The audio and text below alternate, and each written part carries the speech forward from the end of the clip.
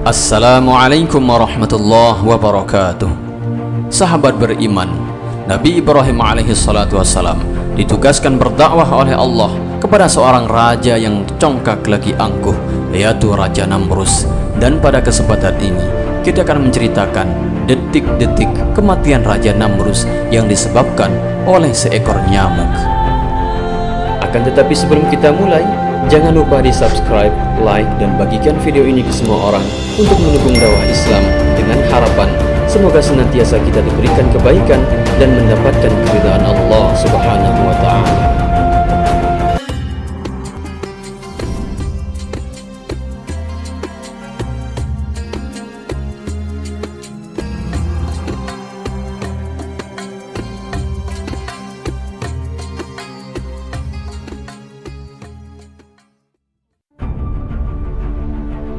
Sahabat beriman, rupanya sia-sia saja dakwah Nabi Ibrahim alaihissalam yang ditunjukkan kepada Raja Namrus. Namrus tetap nekat, tidak mau turun dari tingkat dewanya. Dia merasa enggan untuk disebut sebagai hamba. Nabi Ibrahim merasa percuma menanam iman dalam hati manusia singa yang beringas itu. Sama saja artinya dengan menanam sirih di atas batu atau menanam padi di padang pasir kering lekang. Singkat cerita, Allah mengutus seorang malaikat dalam rupa manusia datang kepada Namrus. Malaikat bersabda, "Hai Namrus, berimanlah kepada Allah agar kamu selamat dari dunia sampai akhirat." Namrus menjawab kasar, "Apakah aku akan menjadi hamba, padahal aku ini sudah menjadi Tuhan yang disembah orang?" Kemudian malaikat menjawab, "Kamu bukan Tuhan, melainkan manusia. Allah lah Tuhan alam semesta." Namrus marah dan mengancam, tetapi malaikat mengatakan, "Hai Namrus, saya berikan kamu tempo untuk berpikir, agar nanti kamu tidak menyesal." Kemudian malaikat pergi meninggalkan Namrus yang seorang diri sedang marah-marah. Keesokan harinya, malaikat itu datang lagi menyuruh Namrus beriman kepada Allah. Tetapi dia tetap tidak mau. Prajurit-prajuritnya dia datangkan untuk mengepung malaikat itu. Kemudian malaikat berdoa supaya dibukakan pintu nyamuk. Berjuta-juta nyamuk datang mengisap darah prajurit-prajurit Namrus sehingga mereka mati seketika. Namrus sendiri sengaja dibiarkan supaya mau sadar akan kekuasaan Allah Subhanahu wa Ta'ala.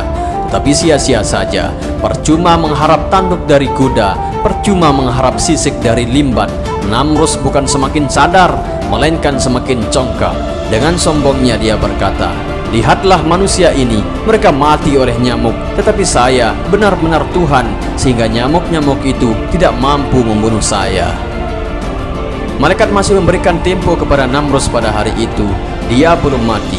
Keesokan harinya, malaikat itu datang untuk ketiga kalinya menyuruh Namrus beriman. Tetapi hari itu pun Namrus semakin sombong.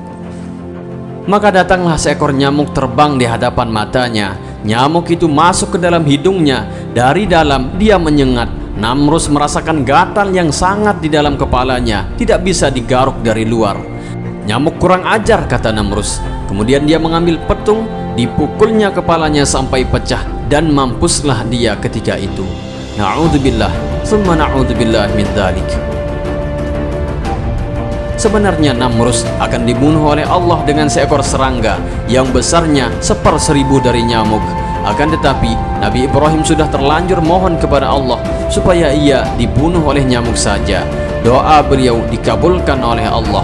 Tamatlah raja yang angkuh dan congkak itu, dan menjadi peringatan bagi orang-orang sesudahnya, terutama bagi kita sekarang ini, bahwa bagaimanapun tinggi kekuasaan seseorang, bagaimanapun kayanya, kalau Allah sudah berkehendak menghancurkannya, tidaklah mampu seorang pun untuk menghalanginya.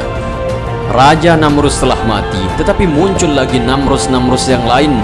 Padahal kalau orang mau berpikir, kecelakaan dan kehinaan Namrus di waktu matinya, tidaklah akan ada lagi orang yang mewarisi sifat-sifatnya yang angkara murka itu.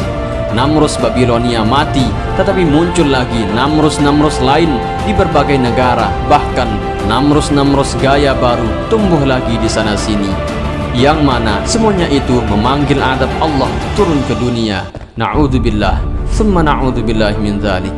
Wallahu a'lamu bis-shawab. Wassalamualaikum warahmatullahi wabarakatuh.